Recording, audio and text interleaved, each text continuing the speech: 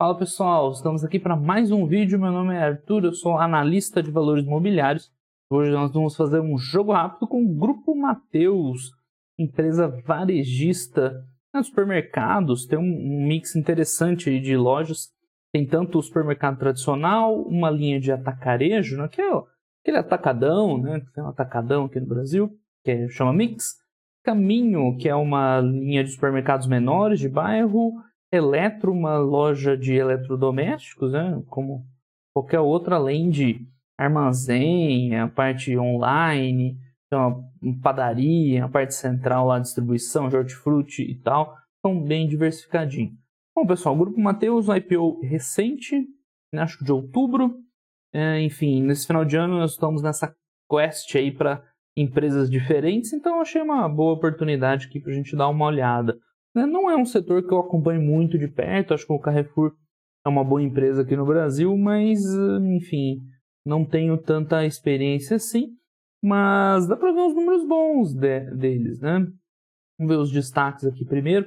A receita vem crescendo muito forte, mas muito forte mesmo, 50% em relação ao ano passado.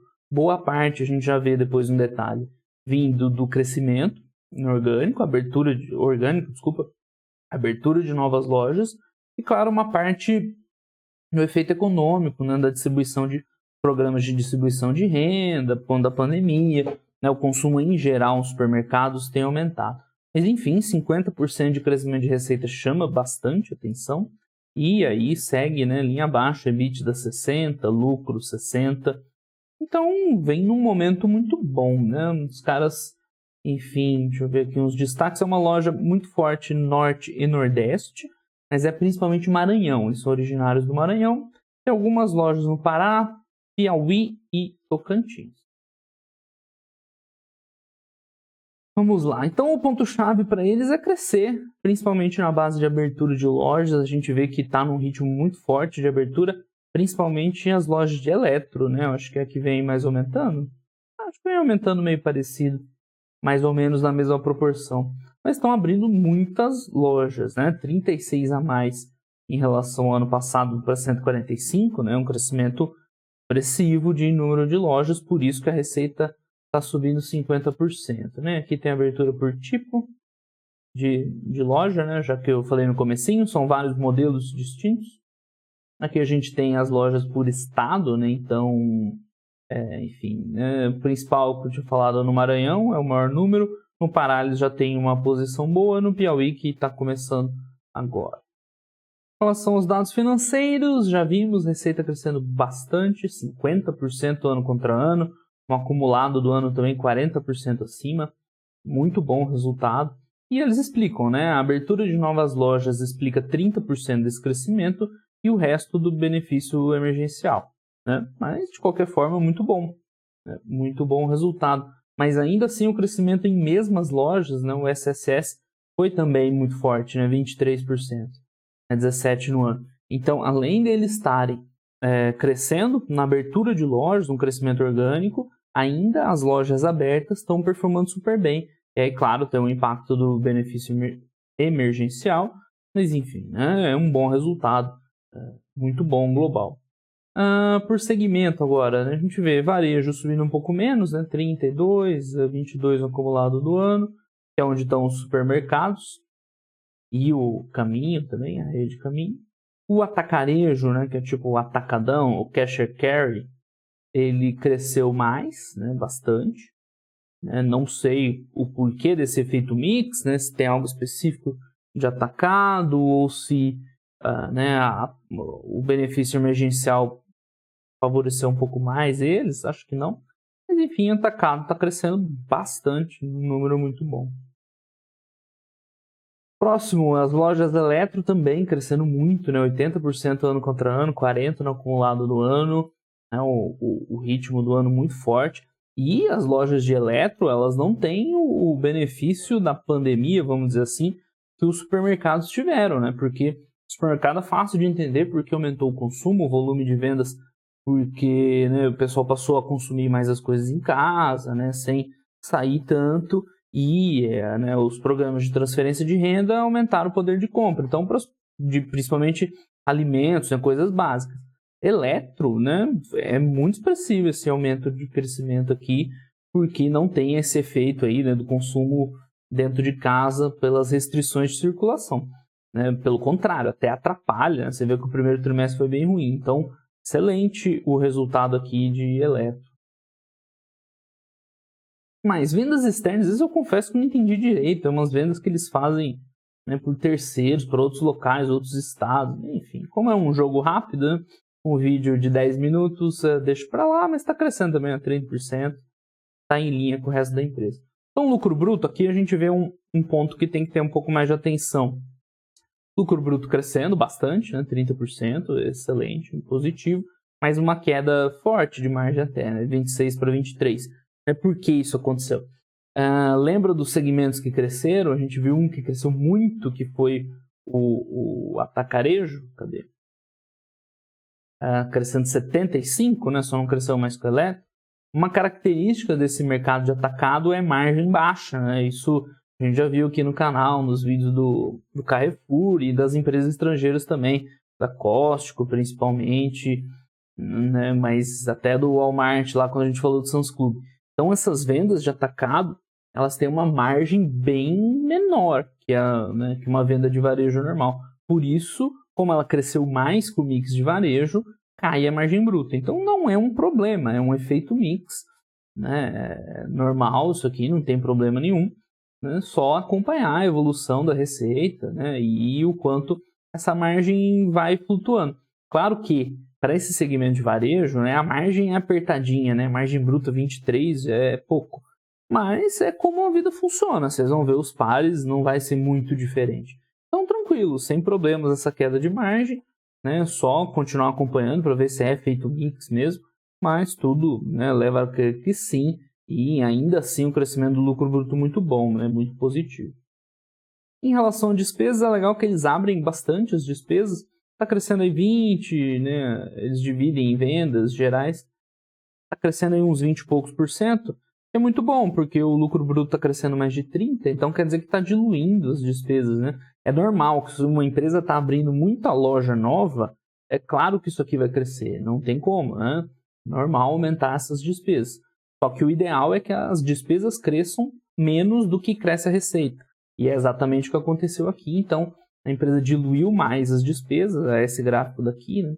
Era 18% da receita, caiu para 15%, né, no trimestre. Então, né, tá tendo um efeito, um ganho de escala, e muito bom também o resultado. Aqui o que eu falei, eles abrem bastante despesa, né, até com utilities, despesa com pessoal, tal, depreciação. Bom que dá para ter uma noção melhor dos gastos e ver quanto o pessoal gasta bastante com o pessoal, né? É a principal despesa, é meio intensivo assim de pessoas, né? Você tem bastante funcionário por loja para fazer as vendas, né? Então é interessante aqui, além dos aluguéis das lojas. Bom, EBITDA, o EBITDA a gente vê um crescimento aí, cadê? 50% acima do lucro bruto, justamente consequência desse efeito que a gente viu. O lucro bruto cresce 30%, as despesas crescem menos, o EBITDA expande, né? Expande bastante, melhorou a margem, compensou a perda na margem bruta, né? Então, enquanto a empresa estiver entregando isso aqui, está excelente, porque ela perde uns pontinhos na margem bruta, mas a diluição de despesa geral, né, administrativa e com vendas é maior, então mais que compensa, bem positivo. Um adendo aqui que eu não gostei de ver no resultado, é eles divulgando um EBITDA ajustado. Geralmente você vê logo o ajustado porque eles estão tirando alguma coisa que atrapalha o resultado, mas no caso eles estão ajustando para PDD, né? Não tá certo isso aqui, então, né, puxão de orelha aí no pessoal que está jogando um EBITDA ajustado desconsiderando o PDD, que, né, tem que contar, por mais que seja uma operação de varejo, supermercado, sim, mas enfim, tem que considerar o PDD. Então, para mim, essa conta aqui é melhor, esses 50%, né, esses 60% aqui, acho que eu contaria o PDD junto, né? Então, para mim, a conta que vale, a margem que vale, a conta é essa aqui. Mas muito boa, né? Excelente. Resultado financeiro, aqui um adendo também, a empresa acabou de fazer a IPO, então vai entrar uma grana boa no caixa, né? A gente já vê depois o endividamento, mas acho que foi uns 3 bi, né, da oferta primária, então vai entrar bastante dinheiro, o resultado financeiro está tranquilo, né? tem um pouquinho de dívida, dá uns milhõezinhos negativo, mas vai entrar um caixa enorme agora do IPO. Lucro líquido crescendo também, né, 50%, 60%, é muito bom, ganhou um pouquinho mais ainda em cima aqui nas despesas, então a margem expandindo um pouquinho, é uma margem apertada, né, não tem jeito, esse tipo de negócio de varejo, principalmente quando você tem atacado no meio, a margem é bem apertada, mas tem que ganhar no volume, né, é um volume bom deles de venda, margem expandindo, crescendo 60%, bem expressivo, resultado, né? bem importante. Ciclo de caixa, capital de giro, né? Importante também para essas empresas de varejo, reduzir um pouco, eles conseguiram reduzir bem, até 14 dias, ajuda bastante no capital de giro, né? Gera bastante caixa. Enfim, investimentos, né? O CAPEX é um valor meio alto, né? O EBITDA foi o quê? Foi uns 300 e pouco, lucro 236, né? Foi tudo de investimento. Mas tem que considerar que eles estão numa expansão, né? Abertura de novas lojas, boa parte aqui dos gastos são com lojas em andamento, que pelo que eu entendi aqui, são justamente essa abertura de novas lojas. Então beleza, assim, eles estão no ritmo acelerado de crescimento e está aí um pouquinho menos que o EBITDA, menos que a geração de caixa operacional de investimento em novas lojas, então ok, positivo, né? Claro que uma hora isso aqui vai estabilizar, mas eles não estão queimando caixa para crescer, isso é muito bom. Fluxo de caixa justamente, né, quase, né, mais de 450 milhões, uma ajuda aí do capital de giro, mas você vê que gerou caixa o suficiente para investir. O endividamento é esse, hoje é quase 500 milhões de dívida, mas vai entrar uma grana boa da IPO aí, vai sobrar uns mais de 2 bi com certeza em caixa, que eles devem continuar usando para acelerar o crescimento. Enfim, mais alguma coisa? Não, que os demonstrativos. Então, um jogo rápido, né? Primeira vez que a gente vê a empresa, tem que ser meio corridinho. Mas a empresa é ok, né? Dá para acompanhar, assim. Claro, não é aquela empresa que você vê que coisa perfeita, mas é um segmento bem competitivo, de margens apertadas, mas um resultado bom, né? Tem que tomar cuidado, porque está crescendo muito. Se ela tivesse esse crescimento sempre, é bem promissora a empresa. Mas como ela acabou de fazer a IPO, né, pode ter aquele efeito da empresa dar aquela acelerada ali na época do IPO, no crescimento, para impressionar um pouco. Então tem que olhar com mais calma o quanto vai ser um crescimento normal dela. Mas assim, eu acho que tem tudo para crescer bastante, porque eles vão ter muita grana em caixa. Então se eles conseguirem, tiverem capacidade para, eles vão ter condições de crescer bem e continuar subindo aí receita, o resultado operacional. Empresa interessante, assim, dá para acompanhar, né? Colocar no rol das empresas que a gente estuda ao longo do tempo e ver, esperar um pouquinho mais, né? Não é aquela que chama atenção logo de cara, como a maioria dos IPOs tem que esperar um pouquinho, ela amadurecer, ver o que é resiliente mesmo e o que foi pontual para ter uma opinião melhor formada, mas em todo caso, né, uma empresa interessante para a gente fechar o ano no último jogo rápido do ano. Essa semana a gente ainda faz live e aí mais uns vídeos para fechar o ano. Beleza, pessoal? Então um grande abraço para todo mundo e até os próximos vídeos. Tchau, tchau.